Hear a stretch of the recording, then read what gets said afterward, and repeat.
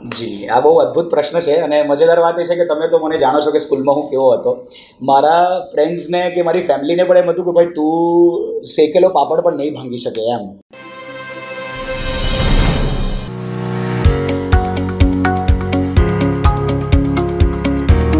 નમસ્કાર દર્શક મિત્રો, હું પ્રતિમા સોની, એક શિક્ષણવિદ. આજની આ શ્રેણીની અંદર આપ સર્વેનું હાર્દિક સ્વાગત અને અભિવાદન કરું છું. મિત્રો, કહેવાય છે ને કે અવાજ અને શબ્દોની પસંદગી જો ખૂબ સારી હોય તો વ્યક્તિ જિંદગીની અંદર ખૂબ સફળતા મેળવી શકે છે, અને જો અવાજ અને શબ્દોની પસંદગી આપણે સારી ન કરીએ અને તેનાથી કોમ્યુનિકેશન કરીએ તો કદાચ એવું પણ બને કે આપણે ઘણી બધી અને ઘણી મોટી નિષ્ફળતાનો સામનો કરવો પડતો હોય છે. આજે આપણી વચ્ચે એક એવું વ્યક્તિત્વ ઉપસ્થિત છે કે જેણે વક્તૃત્વ હોય, સ્પીકિંગ હોય કે પછી એન્કરિંગ હોય, એની અંદર પોતાના અવાજથી ઘણી મોટી સફળતા પ્રાપ્ત કરી છે. અને ખરેખર કહેતા ખૂબ આનંદ થાય છે કે તે મારો પોતાનો એક વિદ્યાર્થી છે અને જેણે સુરત શહેરની અંદર પોતાના અવાજથી એક અદ્ભુત ઓળખાણ મેળવી છે. તો તેઓ એક આરજે અને એક ખૂબ જ લોકપ્રિય વ્યક્તિ આજે આપણા આ એપિસોડમાં ઉપસ્થિત છે. તો આરજે વીર, હું આપનું હાર્દિક સ્વાગત અને અભિવાદન કરું છું. Thank you ma'am, thank you so much. મારી માટે આ બહુ ખુશીની વાત છે કે મને એવું હતું કે હું કોઈ દિવસ તમારો પોડકાસ્ટ કરીશ એના પહેલાં તમે મારો પોડકાસ્ટ કરી રહ્યા છો. This is seriously an amazing feeling. આજનો પોડકાસ્ટ મને એવું લાગે છે કે ભલે હું તમારી ગુરુ શિક્ષણ માટે હતી, પણ તમે અત્યારે જે ફિલ્ડમાં કામ કરી રહ્યા છો તેમાં તમારા એ ફિલ્ડની અંદરથી કદાચ હું પણ કંઈક શીખીશ. એટલે આપણે આજે બંને એકબીજાના ગુરુ છીએ તેવી એક ફિલિંગ સાથે આપણે આજની વાતનો દોર શરૂ કરીશું. સૌ પ્રથમ આપણે દર્શક મિત્રો આરજે વીરનો પરિચય મેળવીશું. નમસ્કાર, મારું નામ એઝ યુ નો આરજે વીર છે અને શરૂઆત મેં એન્કરિંગથી કરી. લોકોને એવું લાગતું હોય કે રેડિયો થી જ તમે શરૂ કરી શકો, પણ ના, મેં એન્કરિંગથી શરૂઆત કરી. Then I go into the radio. પછી લોકોનો પ્રેમ મળતો ગયો. ધીમે ધીમે અમુક ગવર્મેન્ટ પોસ્ટ પણ મળતી ગઈ, જેમ કે સુરત સ્વચ્છતા બ્રાન્ડ એમ્બેસેડર બનવાનો મોકો મળ્યો મને ડ્યુરિંગ ધીસ કરિયર, અને Gujarat Lok Sabha election brand ambassador બનવાનો મોકો મળ્યો. તો ઘણી બધી કામગીરીઓ લોકો માટે અને જીવન માટે કરી. તો બહુ અદ્ભુત સફર રહી છે હમણાં સુધીની. તો વીર, જ્યારે આપણે શાળાની અંદર ભણતા હતા જી, ત્યારથી તમારો કોઈ ગોલ નક્કી હતો કે મારે આરજે બનવું છે કે મારે એન્કરિંગ ફિલ્ડમાં આગળ વધવું છે? ક્યારે નક્કી થયું કે મારે આ ફિલ્ડની અંદર આગળ વધવું છે? જી, આ બહુ અદ્ભુત પ્રશ્ન છે અને મજેદાર વાત એ છે કે તમે તો મને જાણો છો કે સ્કૂલમાં હું કેવો હતો.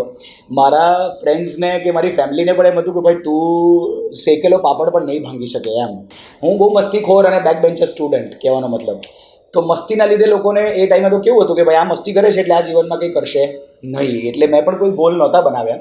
મને એવી ત્યારે નહોતી ખબર પડતી કે જીવનમાં આવું પણ કંઈક મુકામ હાસિલ કરી શકાય. પણ સમયની સાથે પછી જેમ જેમ મને મોકો મળતો ગયો એ હું કરતો ગયો અને ઓપોર્ચ્યુનિટીઝ આવતી ગઈ. પણ એની શરૂઆત જે છે એ 100% સ્કૂલથી થઈ. હા, મતલબ એની જે નીવ છે એ સ્કૂલમાં જ મૂકવામાં આવી. કારણ કે એક નાનકડો કિસ્સો શેર કરીશ મેમ. જયેશ સરને તમે ઓળખતા હશો. હમણાં તો એમને ઘણા યાદ કરીએ છીએ આપણે, પ્રભુ પાસે છે. પણ સાહેબે બહુ સરસ સિચ્યુએશન ક્રિએટ કરી હતી મારા માટે. એક્ઝામ ચાલતી હતી, સર આવ્યા, મને કીધું ચૌધરી ઊભો થા. એટલે હું ગભરાયો કે કંઈક તો ચોરી કરતા પકડી લીધા કે શું એમ. તો સર પાસે ગયો, મેં કીધું સર સોરી. મને કે શું થયું? મેં કીધું સર ચોરી કરતા તમે જોયું? અરે એ બધી નહીં, બીજી વાત છે. મેં કીધું ઓકે. એ અમારા પીટીના સર, એટલે બેસિકલી એમને તો કેવું હોય કે ભાઈ બીજા એક્ટિવિટીઝમાં વાત કરે એમ. તો એમણે મને કીધું સ્વામી વિવેકાનંદ બનવાનું છે. ને મેં બે હાથને ત્રીજું માથું જોડીને કીધું સર ના. કારણ કે હું બહુ જ ઇન્ટ્રોવર્ટ છોકરો હતો એ ટાઈમે. મતલબ કોઈની સાથે વાત કરવી હોય તો બહુ વધારે ઓળખાણ હોય તો જ હું વાત કરી શકું. વાતોડિયો ખરો, પણ ખાલી મારા જ સર્કલની અંદર એમ. તો મેં કીધું સાહેબ હું ઉઠો જાગો ને ધ્યેય પ્રાપ્તિ સુધી મંડ્યા રહો, આટલું નહીં બોલું. સાહેબ કે કંઈ વાંધો નહીં, તું બન. એ દિવસ છે જ્યારે હું સ્વામી વિવેકાનંદ બન્યો અને કંઈ ના બોલ્યો. પણ મારા ટીચર્સે મને રિક્વેસ્ટ કરી કે તું બહુ સરસ લાગે છે, ફોટો પડાવજે. ફોટો પડાવીને દિવાલ પર ટાંગી દીધો. હવે રોજ જોવું ને મને એમ વિચાર આવે કે જેણે વિશ્વમાં જઈને પોતાના વાકચાતુર્યથી દુનિયાને જણાવ્યું કે ભારત શું છે. હું એ બન્યો ને કંઈ બોલ્યો જ નહીં. મને અંદરથી એટલું દુઃખ થવા માંડ્યું. મેં એમના વિશે જાણવાની કોશિશો કરી. અને સમય સાથે સાથે મારી અંદર એ ભાવના ઉદ્ભવી કે મારે વાકચાતુર્ય રિલેટેડ કંઈક કરવું જોઈએ.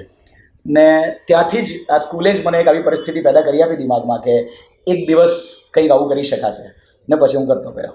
સ્કૂલ પછીનું એવું તમારું જે આરજે સુધીની સફર છે, તે તમારો પહેલી તક તમને આરજેમાં કેવી રીતે મળી અને તમે આરજે બનવા માટે કોઈ પ્રેક્ટિસ કરી હતી? બહુ અદ્ભુત સવાલ છે, અને આ લગભગ જેટલા લોકો આરજે બનવા માંગે છે ને એ બધા જ જાણવા માંગતા હશે કે ખરેખર આરજે બનાવી કઈ રીતે, એની કોઈ પ્રોસેસ છે, કોઈ કોર્સ છે, આવું કંઈ છે કે નથી એમ. તો પહેલી વાત તો મારે કોઈ દિવસ આરજે બનવું નહોતું. મને ખબર જ નહોતી બેસિકલી કે આરજે હોય શું. ઇવન મને એન્કરિંગ પણ નહોતી ખબર. પણ જેમ મેં કીધું કે આ વિવેકાનંદવાળી પરિસ્થિતિ થઈ, પછી ધીમે ધીમે જીવનમાં એવી પરિસ્થિતિઓ આવી કે જ્યારે મને ઓપોર્ચ્યુનિટી મળી તો હું એન્કરિંગ કરતો થયો. હવે પપ્પાનું કહેવાનું એમ કે આ એક મોડલિંગ જેવો શોખ છે, તને મન થાય કોલેજ છે ત્યાર સુધી કર, પછી તો નોકરી કરવાની. BBA કરે છે, પછી તો MBA કરીશ. સ્કૂલ પતી ગઈ હતી એટલે કોલેજ ચાલુ થતી હતી, તો એ સિચ્યુએશનમાં કીધું એન્કરિંગ કર, પણ બીજું કંઈ નહીં. અને મારું નસીબ કે મને એ જ ટાઈમે રેડિયોમાંથી એક ઓપોર્ચ્યુનિટી મળી. એક બહુ અદ્ભુત આરજે કોઈ બીજા સિટીથી અહીંયા આવ્યા હતા, અને રેડિયો બહુ નવા હતા, લગભગ બહુ ઓછા વર્ષો થયા હતા એને આવ્યાને. તો એ લોકોને સારું ટેલેન્ટ નહોતું મળ્યું કોઈ આરજે તરીકે. તો એ લોકોએ મારો શો, રોડ શો આખો 1.5-2 કલાક સુધી એ માણસે બેસીને જોયો, અને પછી એમણે મને બોલાવ્યો. ને મને આ 12માના વેકેશનની વાત કરું છું, ત્યારે મને ઓપોર્ચ્યુનિટી આપી કે તમે રેડિયોની જોબ લઈ લો.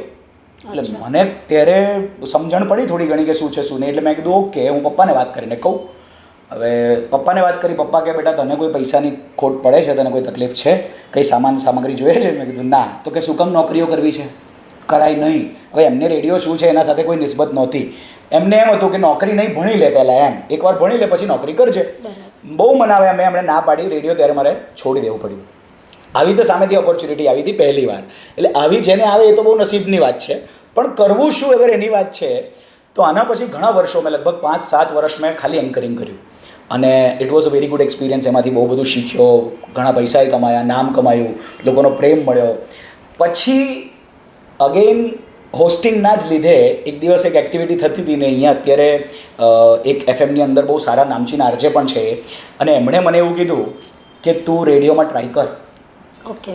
મેં કીધું સર બહુ વર્ષો થઈ ગયા હવે ભાઈ. મેં કીધું હવે તો મેં કીધું નહીં મેળ આવે ને. મને પેલું 4 દિવાલની વચ્ચે બેસીને બોલવામાં મજા નથી આવતી. મને પેલું સામે ઓડિયન્સ જોઈએ, માહોલ જોઈએ, તો વાત કરવાની મજા આવે.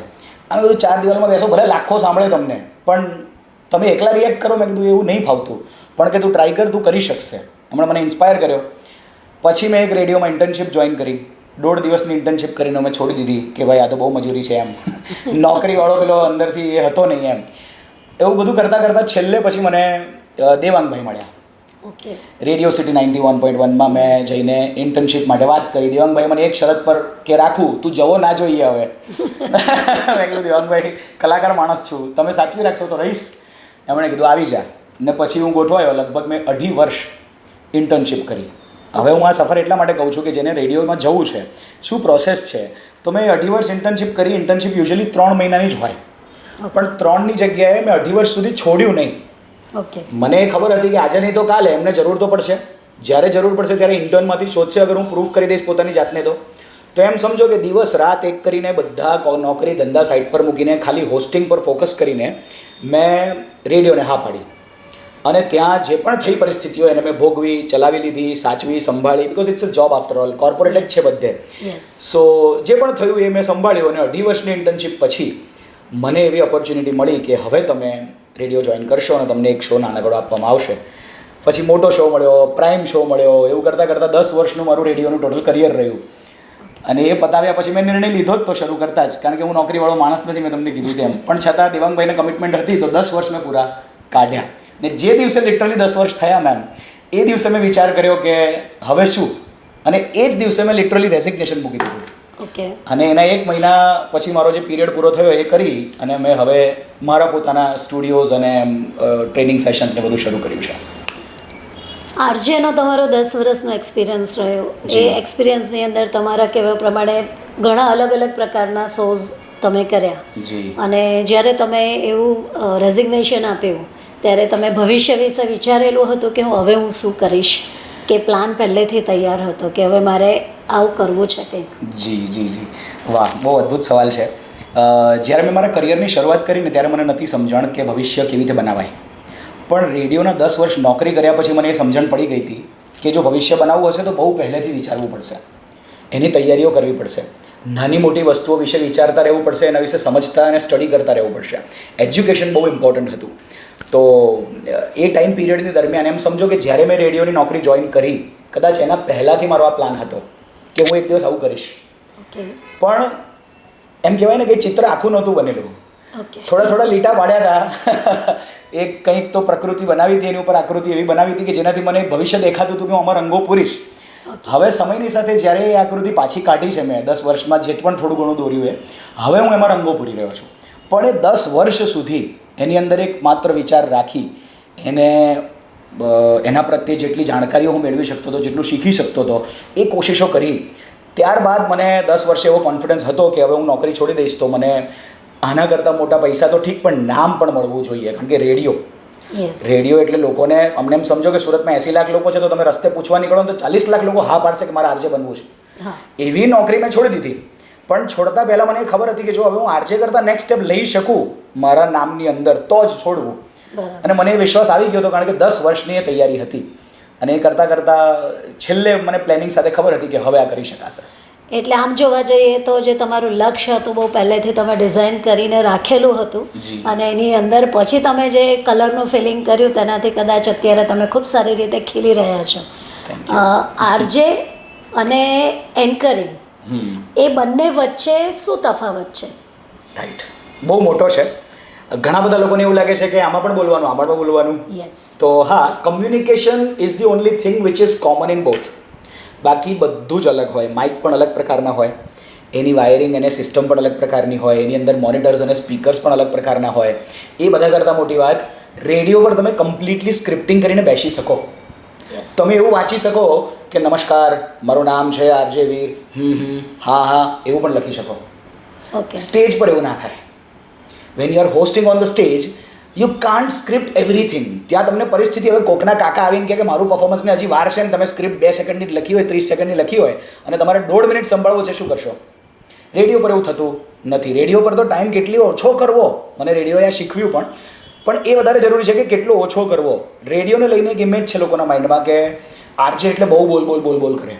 પણ એવું નથી. આરજેને લિટરલી જ્યારે નવો આરજે હોય ત્યારે 30 થી 60 સેકન્ડ જ મળે બોલવા માટે. અને એના આખા શોમાં 4 કલાકના આખા શોમાં એ 12 થી 15 મિનિટ જ બોલે ટોટલ. અને એમાં એનો આખો શો પૂરો થઈ જતો હોય. પણ આ 12-15 મિનિટનું બોલવું કઈ રીતે, એના માટે એણે 8 કલાક નોકરી કરવી પડે.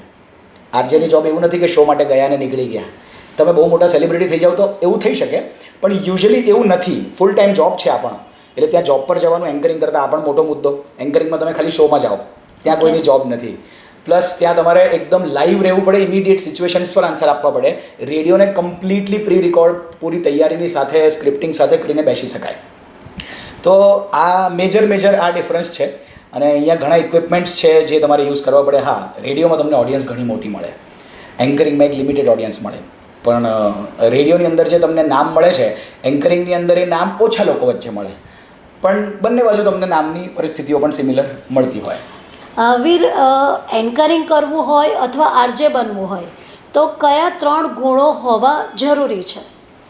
રાઈટ. આની અંદર હું એ જવાબ પણ આવરવાની કોશિશ કરીશ કે કશે શીખાય છે કે નહીં. ગુણની વાત કરીએ તો આરજે બનવા માટે સૌથી પહેલો લોકોને લાગતું હોય છે કે અવાજ, પણ હું કહીશ વોઇસ મોડ્યુલેશન. અવાજ બધાનો જ સારો હોય, બધાનો. એટલે તમે કદાચ મલિષ્કાને સાંભળજો, મુંબઈની આરજે છે એને, તમને સમજ પડી જશે કે ખરાબમાં ખરાબ અવાજ શું હોઈ શકે.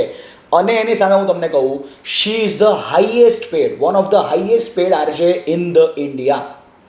એનો અવાજ તમને એમ જ થાય કેટલો ખરખરો અવાજ કે તમને સાંભળવો જ ના ગમે. તે છતાં voice doesn't matter, voice modulation matters. If you can module your voice, જેમ કે hello ladies and gentleman, hello ladies and gentleman, that's a different voice modulations. If you know this, you can become an RJ. Another thing, પહેલાં એવું જરૂરી નહોતું કે ખાલી અવાજની personality હોતી હતી.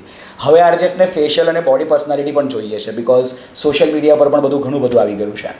તો દેટ અનધર થિંગ. અને છેલ્લી વાત, તમને ભયંકર માત્રામાં નોલેજ રોજિંદા જીવનમાં શું ચાલે છે એનું લેતા આવડવું જોઈએ. મ્યુઝિકનું, મૂવીઝનું, રોજ શું ચાલે છે, 7-8 ન્યૂઝપેપર વાંચવા પડે, દુનિયાની બીજી શું સમાચાર ચાલી રહ્યા છે એ સમજવા પડે, એમાંથી કેટલું રાખવું કેટલું કાઢવું એની સમજણ હોવી જોઈએ. આ હોય ત્યારે જઈને તમે આરજે બની શકો. These are the 3 things: music and news knowledge, your personality and your good voice modulation basically. And if we talk about the anchoring, so એન્કરિંગમાં સૌથી મેઇન 3 વસ્તુઓ જે છે તે first thing is your personality. Because when you go on the stage, તમારી body language કેવી છે, તમારો કોન્ફિડન્સ કેટલો છે, તમે કપડાં કેવા પહેર્યા છે. બિકોઝ નો બડી વોન્ટ્સ ટુ હિયર સમબડી જે એના જેવો જ લાગતો હોય. એને સામે કોઈ એવું વ્યક્તિ દેખાવું જોઈએ જેને જોઈને એમ થાય કે મારે આના જેવા બનવું છે, તો એને મન થાય કે આને સાંભળવું, કારણ કે ત્યાં તમે સાક્ષાત દેખાઈ રહ્યા છો એમ. બીજું, પ્રેઝન્સ ઓફ માઇન્ડ અને સેન્સ ઓફ હ્યુમર. આ બહુ જ જરૂરી પાર્ટ છે એન્કરિંગ માટે. બેસિકલી ઇમિડિયેટલી તમે મને કંઈ પૂછ્યું અને હું રઘવાઈ ગયો કે નહીં બોલી શક્યો, આવું કોઈક વાર થાય ત્યાં સુધી ઠીક, પણ જો આવું જ થતું હોય તો એન્કરિંગ કરી શકાય નહીં. હા, શીખીને ટ્રેન થઈને કરી શકાય, પણ આવા કેસમાં એ પોસિબલ નથી. તો presence of mind and sense of humour is must personality પછી. અને છેલ્લો મુદ્દો, વોઇસ મોડ્યુલેશન આની અંદર પણ જરૂરી છે, પણ ડ્રામેટિક વેમાં. તમને પરિસ્થિતિ સમજીને ડ્રામેટિક વેમાં જેવી હોસ્ટિંગ, જેવો સ્ટેજ, એવી વાત કરતા આવડવી જોઈએ. જેવો ઘરાક એવા પડીકા બાંધતા આવડવા જોઈએ. એન્કરિંગની જ્યારે આપણે વાત કરી રહ્યા છે ત્યારે એન્કરિંગ કરતાં કરતાં કોઈક વખત જ્યારે આપણે મૂવી કરતા હોઈએ છીએ તો ટેક પર ટેક જતા હોય છે, રાઈટ? અને આ એક લાઈવ વસ્તુ છે કે તમારે હજારો ઓડિયન્સની સામે તમારે ફેસ બની અને એક તમારી જાતને પ્રેઝન્ટ કરવાની છે, રાઈટ? તો ક્યારેક કોઈક વખત એવું બન્યું છે કે કંઈક ભૂલાઈ ગયું હોય, અથવા તો કોઈક એવો યાદગાર કિસ્સો હોય કે જે તમને હજી પણ યાદ છે કે હા આવું થયું હતું, એવો કોઈ કિસ્સો યાદ છે? જી જી જી જી, મને જરૂર યાદ છે. તમે આ કીધું એનાથી જ મને એની મેમરીઝ તાજી થવા માંડી, કારણ કે બહુ ખતરનાક કિસ્સો હતો. એસ્ટ્રલ પાઇપનું એક નેશનલ ઇવેન્ટ હતું. એના ઓવરઓલ ઇન્ડિયાથી બધા જ જે હાઈ પ્રોફાઇલ એ લોકોના જે હાયર ઓથોરિટીઝ હતા એ લોકોની મિટિંગ હતી આપણે ત્યાં અહીંયા તાજમાં. અને during that period I was hosting that. અને જે એનો CEO છે એ અને જે એના MD છે એ બંને વચ્ચે રિલેશન છે, મતલબ ફેમિલી મેમ્બર્સ છે. તો મને લખીને આપવામાં આવ્યું એ મુજબ મેં કીધું કે ભાઈ હવે આ CEO, આ દીકરો આવી રહ્યો છે, MD એના પિતાજી આવી રહ્યા છે, એવું કરીને મેં અનાઉન્સમેન્ટ કરી. અને પાછળથી કોઈકે મને કીધું કે પિતાજી નહીં, દાદાજી છે. ઓકે. હવે મેં આખા કંપનીની સામે એના CEO અને MDને, એસ્ટ્રલ પાઇપ એટલે સલમાન ખાન એનો બ્રાન્ડ એમ્બેસેડર છે, હવે એ લોકોના સ્ટેજ પર મેં ભૂલમાં એવું કહી દીધું કે પિતાજીની જગ્યા, મતલબ દાદાજીની જગ્યાએ પિતાજી કહી દીધા કે તમારા પિતાજી આવી રહ્યા છે. અને બહુ ખતરનાક સિચ્યુએશન ક્રિએટ થઈ. હવે સ્ક્રિપ્ટ મને એમણે લખીને આપી હતી. ઓકે. સ્ક્રિપ્ટ એટલે નામ ને ડિટેલ ને શું રિલેશન છે બધું એમણે લખીને આપી દીધું. તો મારી પણ ભૂલ નથી એમાં, પણ હવે હું સ્ટેજ પર એવું ના કહી શકું કે તમારા જ એમ્પ્લોયની ભૂલ છે. મારે ત્યાં ગમે તે રીતે એને સંભાળવું પડે. તો મેં પરિસ્થિતિમાં પછી એવો નિર્ણય લીધો કે મેં બધાની સામે માઇક ઉઠાવીને એવું કીધું કે અરે હા છે તો એ એમના દાદાજી, પણ લુક વાઇઝ એમના પિતાજી જ લાગે છે. એટલી પર્સનાલિટી એમણે સાચવી છે તો મારા મોઢેથી પિતાજી નીકળી ગયું. એમણે પણ હસ્યા, આખી કંપની પણ હસી. ને છેલ્લે એ MDએ મારી પીઠ થપથપાઈને એમ કીધું કે ભાઈ આ ભૂલ તમે કરીએ તો ઠીક, પણ જે સાચવીને મને એમાં મજા આવી ગઈ. ગુડ. કે તમે ખબર બી પાડી બધાને કે ભૂલ થઈ છે, પણ તમે એને એવી રીતે સાચવી કે ખબર પડ્યા પછી પણ એમણે સ્વીકારી લીધું. એમને આ વાત બહુ ગમીને મને એટલા માટે યાદ પણ રહી ગઈ કે આવું થઈ ગયું હતું. પણ આ જ મુદ્દો છે પ્રેઝન્સ ઓફ માઇન્ડ આને કહેવાય, કે તમે ભૂલ તો કરશો જ, લાઈવ છે, કેવી રીતે ના થાય? તમે ફેમિલી સાથે વાત કરતા હોય તો પણ કોઈ વાર બોબડાઈ જવાય, પણ એવા કેસમાં તમને ખબર છે કે તમારે હવે શું કહેવાનું છે. જો એવું ખબર હોય તો તમે એન્કરિંગ બહુ સારું કરી શકો. તો શબ્દોની પસંદગી માટે મને એવું લાગે છે કે તમારે જાણવું જોઈએ કે ઓડિયન્સ કેવી છે. ઘણીવાર કેવું થાય, કોઈ હિન્દી ભાષી હોય, કોઈ ગુજરાતી હોય, પણ ગુજરાતીમાં પણ કોઈ કાઠિયાવાડી હોય, કોઈ સુરતી હોય, કોઈ બનાસકાંઠા મહેસાણા બાજુના હોય, કોઈ અમદાવાદના હોય. હવે ડિફરન્ટ જોનરથી જો લોકો ભેગા થયા છે તો તમને એ ખબર હોવી જોઈએ કે કઈ ભાષાના વ્યક્તિ છે. આમ તો કેવું છે કે ગુજરાતીમાં તમે શુદ્ધ ગુજરાતી જે બુકમાં લખાયેલી હોય કે પિક્ચરોમાં બોલાતી હોય એવી બોલી શકો તો ચાલે, લોકોને મજા જ આવે અને સમજ પણ પડે. પણ મને પર્સનલી એવું લાગે છે કે તમારે પર્સનલી અટેચ થવું હોય એ પૂરા આખા બેઝ સાથે. કારણ કે મેં ઘણીવાર આવી ટ્રાયલો કરી છે કે મને એવી ખબર પડે કે અહીંયા કાઠિયાવાડી લોકો છે, ક્યાં જવાનું છે, બધા મોજમાં શોખ નહીં, આવું કહું એટલે એમને તરત એમ થઈ જાય કે આપણા વાળો છે, કે આપણી ભાષા બોલ્યો. હવે કોઈ સુરતી હોય, હું કરે ભાઈ મોજ પડતી જાય કે નથી પડતી, આ બહુ તકલીફમાં લાગતો જાય, તું થોડો હાચવીને રહેજે, તો એને તરત એમ થઈ જાય કે વાહ કેવું સરસ મારી ભાષા બોલે છે. કોઈ પાલનપુરનો દેખાઈ જાય તો કે મહેસાણા એ બાજુનો દેખાઈ જાય, જો તો લે આ પેલી મકા રહે છે, હો આમાં કમત આવીએ થોડો હાચવીને રાખજે. તો એને બી એમ થઈ જાય કે યાર આ મારી ભાષા કેવી રીતે બોલે. હવે 2-4-5 શબ્દો આવડવા ઇઝ ઇનફ. જરૂરી નથી તમને બધું આવડે ને તમે આખું એન્કરિંગ એમાં કરો, પણ જે ફીલ ટચ લેવાની વાત છે ને, ત્યાં તમે જ્યારે ખરેખર એમની ભાષાનો થોડો પણ પ્રયોગ કરી લો ને તો ચમત્કાર થઈ જાય. એટલે હું કહું છું કે બુક અને મૂવીઝ કરતાં લોકોથી શીખવું વધારે સારું છે.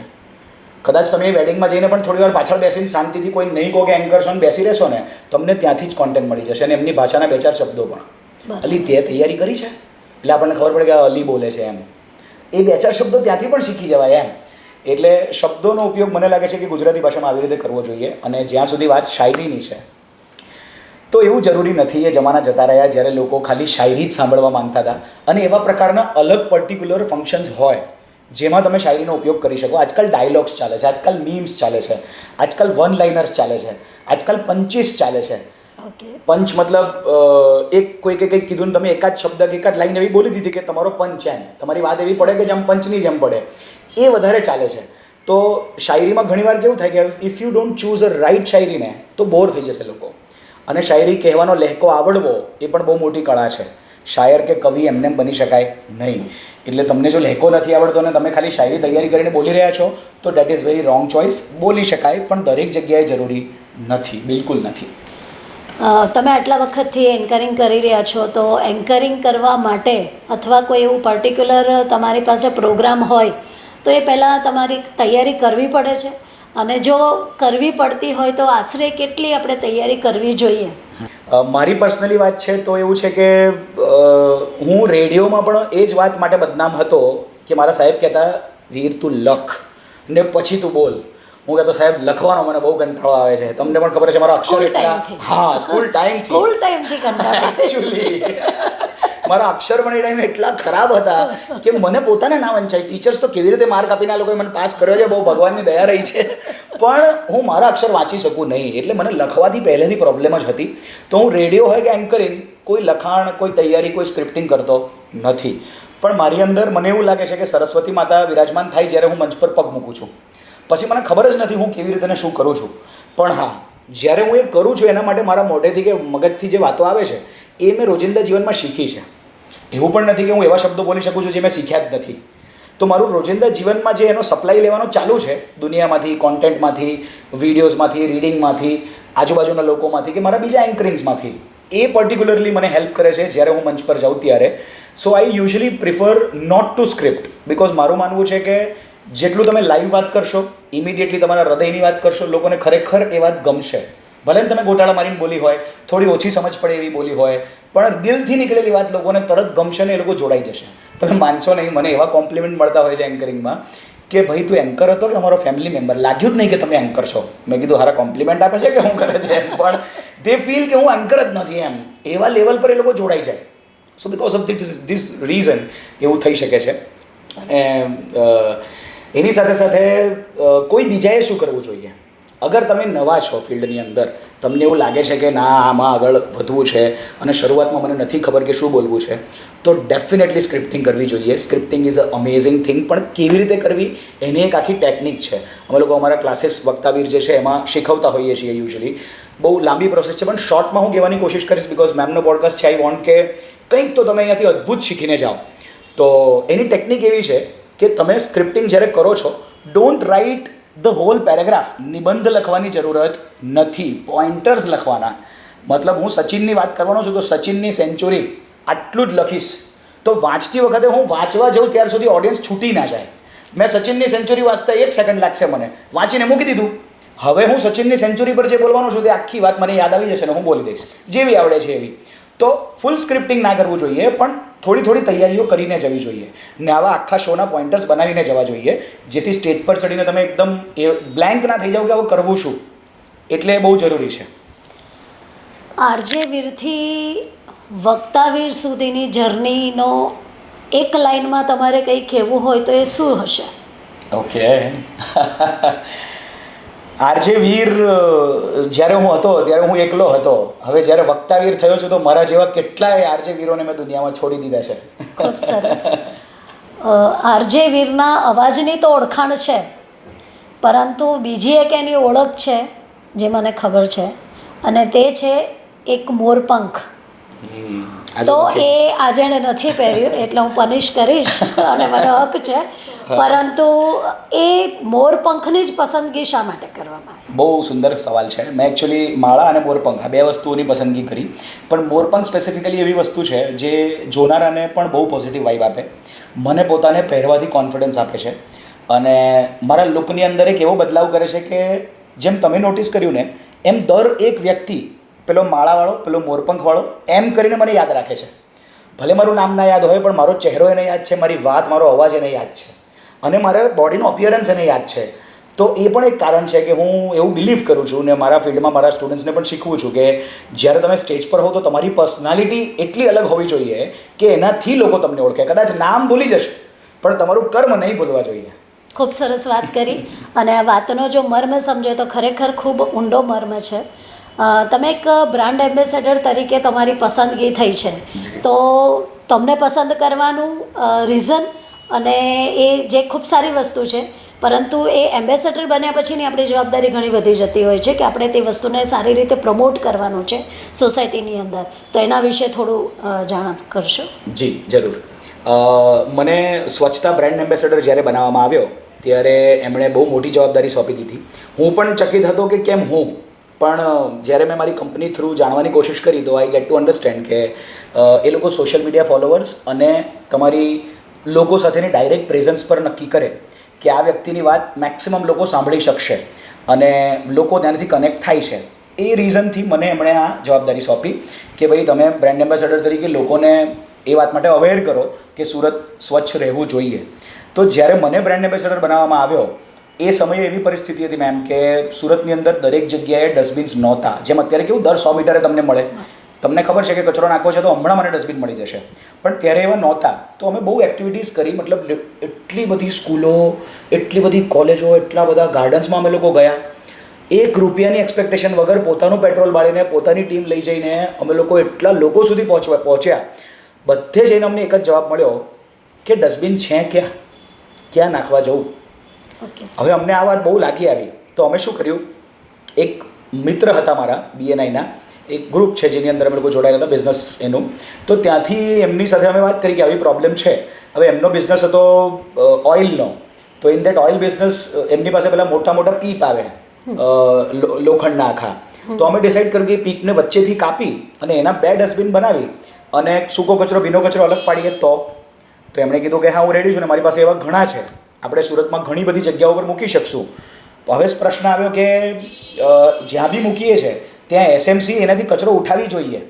કચરો નાખી તો દીધો લોકોએ, ભરાઈ ગયા 1 દિવસમાં 2 દિવસમાં. પછી તો અમે SMC પાસે ગયા, SMC સાથે કોન્ટ્રાક્ટ કર્યો કે અમે આટલી જગ્યાઓ પર આટલા રૂટ પર ડસ્ટબિન મૂકી રહ્યા છીએ, એ ડસ્ટબિન્સમાંથી તમારી ગાડી જવી જોઈએ ને કચરો લેવી જોઈએ, ખાલી અમે મૂકી દઈશું. એમણે અમને રૂટના પ્લાન આપ્યા અને આટલી જગ્યાઓ પર જરૂરત છે તમે કરી શકો છો એમ કરીને અમને પરમિશન આપી. હવે મોટો પ્રશ્ન એ આવ્યો કે ડસ્ટબિન તો બનાવી દીધા, પણ એની ઉપર છાપરું જોઈએ, નહીં તો ડસ્ટબિનમાં પાણી પણ જાય વરસાદ પડે ત્યારે. તો એવી પરિસ્થિતિમાં અલગથી છાપરું બનાવવાની કોસ્ટ આવી. હવે પીપ તો એમની પાસે હતા, ખાલી કાપીને મૂકવાના હતા, પણ છાપરું બનાવવાની કોસ્ટ આવી. તો એમાં પણ અમે લોકો એવી બુદ્ધિ વાપરી કે જેટલા પણ બિઝનેસમેન ફ્રેન્ડ્સ હતા એમને બધાને પકડીને કીધું કે ડસ્ટબિન પર પ્રમોશન થશે, કરવું છે. And they felt unique. એમને થયું કે હા સ્વચ્છતા જ તો કરવાની છે અને અમે સ્વચ્છતાને પ્રમોટ કરીએ છીએ એવું સમજીને એ લોકોએ આ વાતને સપોર્ટ પણ કર્યો.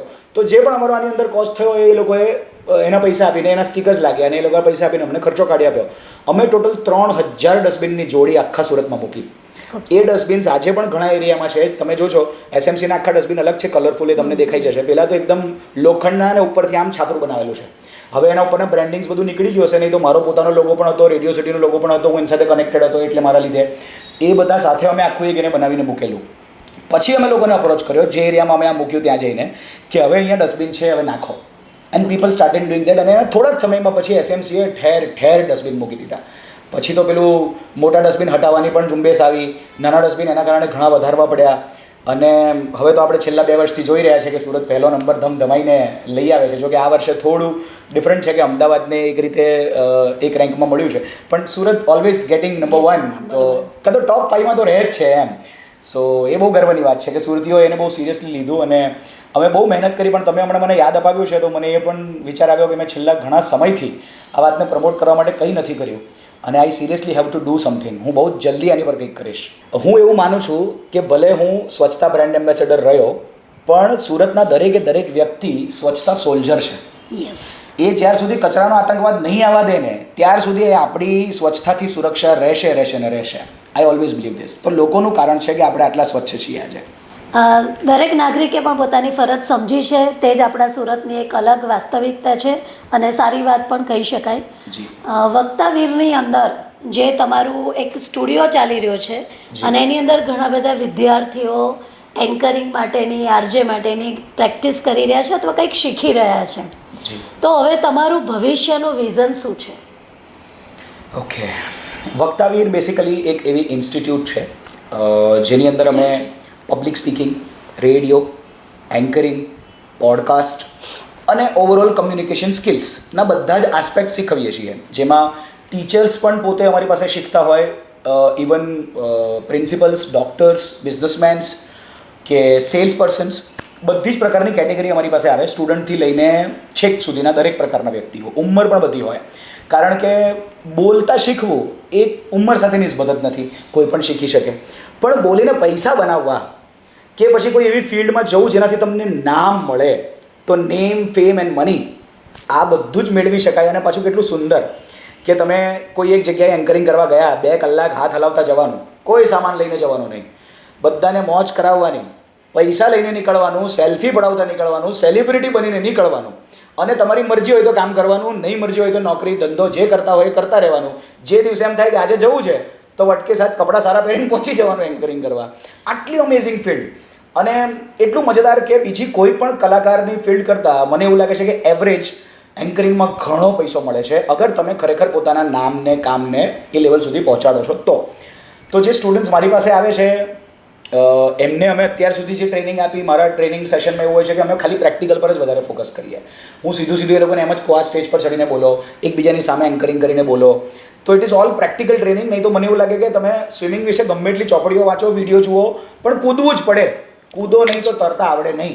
એટલે આ એન્કરિંગ પણ એવી જ વાત છે કે બોલતા આવડતું ઘણું હોય, પણ શીખવા માટે કે એની ટ્રેનિંગ માટે તમારે સ્ટેજ પર બોલવું પડે. તો મેં બહુ મહેનત કરી આવા સ્ટુડન્ટ્સ માટે કે આવા લોકો માટે જે આપણે ત્યાંથી વાકચાતુર્ય શીખવા માંગે છે. અને finally we have reach to the solution. ને મેં ભગવાનની દયાથી થોડું ઘણું આગું પાછું જે બી એડજસ્ટમેન્ટ થઈ શકતા હતા એ કરીને એક સરસ મજાનો સ્ટુડિયો બનાવ્યો છે. વેસુમાં અમે હતા એક નાનકડા સ્ટુડિયો સાથે, ને ક્લાસીસ પણ લિમિટેડ થઈ શકતા હતા.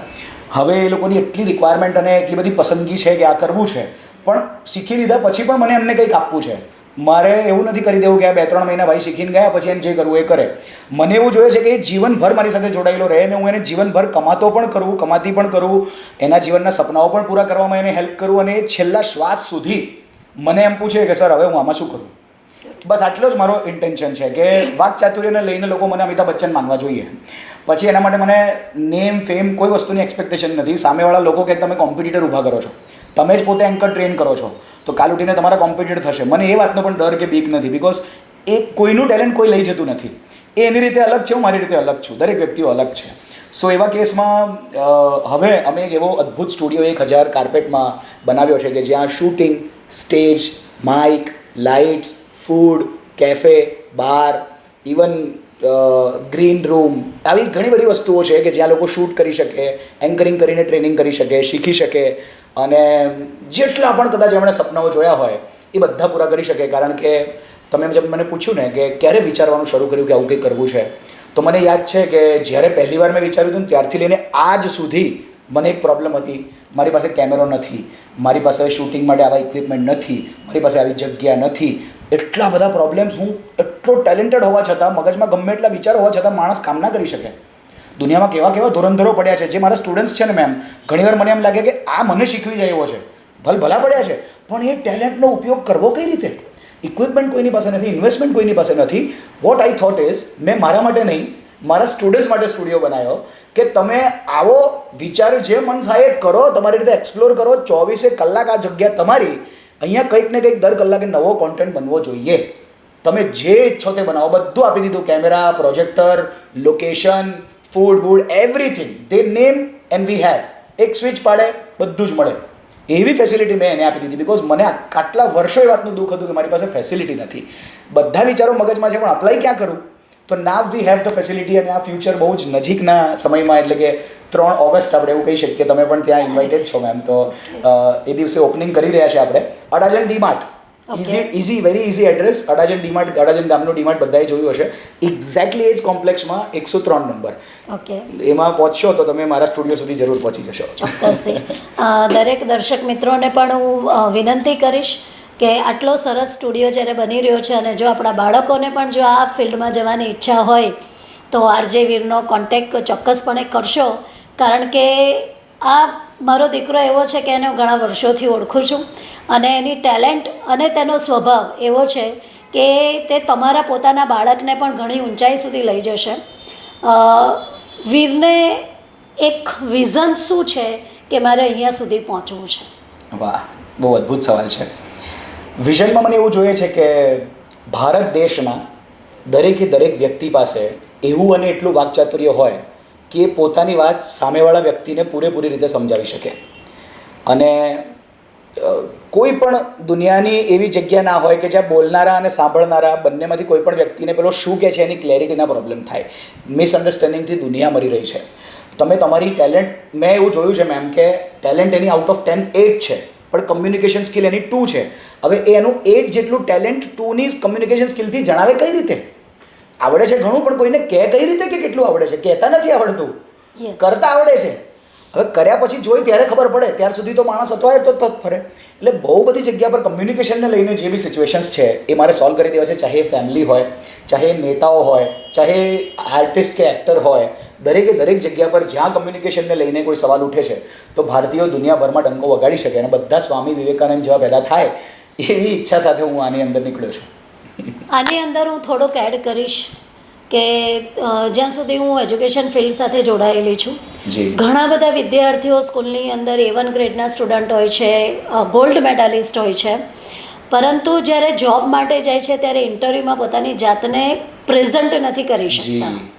રાઈટ? તો તમે જ્યારે કંઈક કોમ્યુનિકેશનની દિશામાં આગળ વધી રહ્યા છો તો આવું પણ જો તમે કંઈક અંદર એડ ઓન કરી શકો કે બાળકે પોતાની જાતને ઇન્ટરવ્યૂ માટે કેવી રીતે તૈયાર કરવું, તો એ પણ એક બહુ મહત્ત્વની વસ્તુ છે કે જ્યારે ઇન્ટરવ્યૂ માટે જતા હોઈએ છીએ ત્યારે એક ફક્ત કોમ્યુનિકેશન અને સેલ્ફ કોન્ફિડન્સ, આ બે વસ્તુના લીધે કદાચ બાળકની પાસે ગોલ્ડ મેડલ હોય છે ને તે છતાં એ પાછળ પડે છે અને બીજા વ્યક્તિનું સિલેક્શન થાય છે. આવા ઘણા બધા કિસ્સા મેં જોયા છે. તો આવું કંઈક જો તમારા આની અંદર એડ ઓન થઈ શકે તો ઘણા બધા વિદ્યાર્થીઓને તેનો લાભ મળશે. અંતમાં તમે અમારા દર્શક મિત્રોને શું સંદેશો આપશો? પહેલાં તો તમે બહુ અદ્ભુત આઈડિયા આપ્યો મેડમ. સિરિયસલી મેં આવું વિચાર્યું નહોતું. અમે લોકો ઘણા નવા બેચીસને નવી કેટેગરી શરૂ કરી રહ્યા છે. બટ આ બહુ સાચી વાત છે કે જ્યારે માણસ ઇન્ટરવ્યૂ માટે જાય છે પોતાનું ટેલેન્ટ કહી તો શકવું જોઈએ. તો એના માટેની સ્પેસિફિક ટ્રેનિંગ અમે જરૂર ચાલુ કરશું. This is really a very good. આના માટે હું એક વાત કરું કે અમે સ્કૂલની અંદર એક આવો નાનકડો પ્રયત્ન કરીએ છીએ કે એક એવી એક્ટિવિટી કરીએ કે સ્કૂલમાં એક ટીમ બેઠી હોય અલગ અલગ અને સામે એક આપણો સ્ટુડન્ટ, એને તૈયાર કરીએ કે તારે તારો બાયોડેટા જાતે બનાવવાનો ને તારે પ્રેઝન્ટ કરવાનો અમારી ટીમની સામે. એવું સ્કૂલ લેવલથી કરીએ છીએ. પણ તમારી પાસે જ્યારે આટલા બધા ઇક્વિપમેન્ટ છે, તમારી પાસે ટીમ છે, તો તમે એને હજી એક લેવલ અપ લઈ જઈને તમે આની અંદર વધારે સારું કામ કરી શકશો. વાહ, બહુ અદ્ભુત વાત કરી મેમ. હું સિરિયસલી આને અપ્લાય કરીશ અને હું નેક્સ્ટ લેવલ લઈ જવાની આને કોશિશ કરીશ. બિકોઝ જે પણ આ મોટામાં મોટી પ્રોબ્લેમનું તમે મને એ આપ્યું છે કે મારે હલ કાઢવું જોઈએ ને હું ડેફિનેટલી એની પર વર્ક કરીશ. So now let's talk about the message. હું યુઝ્યુઅલી બહુ મેસેજ આપવા લાયક વ્યક્તિ નથી. હું યુઝ્યુઅલી લોકો પાસે લેવામાં બિલીવ કરું છું મેસેજની બાબતમાં. પણ તો પણ એક વાત જરૂર કહીશ કે ભારત દેશને એક સિરિયસલી નવી એજ્યુકેશન સિસ્ટમની જરૂર છે. અને એવી એજ્યુકેશન સિસ્ટમ જેમાં એની કળાકારીથી વ્યક્તિ શીખે. બાળક બચપનથી જે કામ કરવામાં સારો છે એને એવું શીખવવું, બચપનથી મા બાપ એનો ટેલેન્ટને સમજે અને એને કળામાં આગળ વધારે ને, તો મને એવું લાગે છે કે એ મોટો થતાં ઇતિહાસ રચવા સુધીનું કામ કરી શકે છે. બિકોઝ આપણી જૂની એજ્યુકેશન સિસ્ટમ આપણે જોશું તો ગુરુકુળની અંદર એમની કળાઓ તો શીખવવામાં આવતી હતી. 64 ડિફરન્ટ કળાઓ શીખવવામાં આવતી હતી અને એની જગ્યાએ હવે સોરી ટુ સે ધીસ પણ એવી સિસ્ટમ છે કે જ્યારે આપણે ભણવા જઈએ છીએ તો લોકો પૂછે ક્યાં નોકરી કરવા જઈશ. મતલબ ભણાવે છે એટલા માટે કે નોકરી કરી શકે. તો વાત પતી ગઈ કે તમે કોઈ બીજાના ત્યાં જઈને ચોઈસ હોય તો અલગ વાત છે કે નોકરી જ કરવી છે મારે, પણ બીજાને ત્યાં જઈને નોકરી કરવા માટે તમે આખી જિંદગી ભણો છો અને પછી કોઈ બીજાનું સપનું જઈને પૂરું કરો છો. એના કરતાં જો તમારું જે ટેલેન્ટ છે, if you are good at it, તો દુનિયાના કોઈ પણ ખૂણે અગર નોકરી પણ કરશો તો ઇજ્જતવાળી મળશે, નામ પણ મળશે તો મોટું મળશે, અને તમારું ટેલેન્ટ દુનિયાભરમાં ચકાચોંધ મચાવશે તમારા નામની. તો એવા ફિલ્ડમાં આગળ વધો. અમે પણ એવી કોશિશ કરીએ છીએ. તમે કીધું અમારું ફ્યુચર શું વિચારીએ છીએ, તો ધીસ ઇઝ અવર ફ્યુચર. અમે એક દિવસ એક એવા કન્સેપ્ટ પર લઈ જવા માંગીએ છીએ કે એક સાથે અત્યારે જ અમે 7 ડિફરન્ટ કળાઓ શીખવાના છીએ. ઓકે. ધીરે ધીરે અમે 64 કળાઓ સુધી જશું. એવા એજ્યુકેશન સિસ્ટમ પર પણ જશું. લાંબા ભવિષ્યમાં એવી પણ ઈચ્છા છે કે અમે પ્રાઇમ મિનિસ્ટર સુધી જઈ અને એમની પાસે આ એજ્યુકેશન સિસ્ટમમાં એવો બદલાવ કરાવડાવીએ કે આપણા બાળકો બચપનથી જેમાં સારા છે એમાં કંઈક પોતાને આગળ વધારવા માટે ટેલેન્ટેડ બની શકે અને એવી કળાઓ શીખી શકે જે કદાચ એ લઈને પેદા થયા છે, ક્યાં તો એ નથી પણ લઈને પેદા થયા તો એને બનાવી અને ઉજાગર કરી શકે છે. તો એવા સમય તરફ ભારત દેશને લઈ જવો છે. તો એના માટે હું ઈચ્છું છું કે દરેક મા બાપ, ટીચર્સ, ખાસ કરીને teachers, because without teachers this is not at all possible. અગર ગુરુએ નિર્ણય લઈ લીધો કે મારું બાળક આ વેમાં ભણવું જોઈએ, તો એ બાળક જીવનભર ડંકો વગાડે. જેમ તમે જોઈ રહ્યા છો, આ ગુરુ શિષ્ય સામે બેઠા છે, એમણે મારો પોડકાસ્ટ આજે લીધો એનું સૌથી મોટું કારણ છે કે એ મારા ટીચર એ સમયે રહ્યા જ્યારે મારી નીવ બની રહી હતી. તો એમણે મારી નીવ બનવામાં મને હેલ્પ કરી. આવા ટીચર્સ દરેકને જરૂર છે, આવા એજ્યુકેશન સિસ્ટમની દરેકને જરૂર છે, અને આવી સ્કૂલોની પણ જરૂર છે જ્યાં તમે એકચ્યુઅલી તમારા બાળકને એ જ શીખવો જેમાં એ સારો છે. ખૂબ જ સુંદર વાત કરી. ગુરુકુળ સિસ્ટમની વાત કરી તે રીતે થોડુંક ધ્યાન દોરવા પ્રયત્ન કરીશ કે જે આપણી ન્યૂ એજ્યુકેશન પોલિસી NEP 2020 આવી રહી છે, એની અંદર સરકારે સૌથી મોટો આ જ વસ્તુ ઉપર ભાર આપ્યો છે કે દરેક વ્યક્તિને પોતાના કૌશલ્યને ઓળખી અને તેને આગળની દિશામાં લઈ જાઓ અને એને વ્યવસાયિક શિક્ષણ શીખવો. કે નાના મોટા વ્યવસાયો તે પોતાની જાતે પોતાના ઘરમાં એપ્લાય કરી શકે અને ડિપેન્ડન્સી નાના મોટે વસ્તુ માટે ન રહે. તો NEP એક એ જ પ્રકારની વસ્તુ છે કે જેની અંદર સૌથી વધારે સ્કિલ ઉપર ભાર આપવામાં આવ્યો છે. વીરને જોતા આપણે ચોક્કસપણે કહી શકીએ કે દરેક વ્યક્તિની અંદર એક છુપી સ્કિલ હોય જ છે, અને એ છુપી સ્કિલને સમયસર ઓળખી અને તેની ઉપર એપ્લાય કરવામાં આવે, તેને આગળ વધારવામાં આવે તો ચોક્કસપણે ખૂબ સારું અને સુંદર કામ થઈ શકે છે.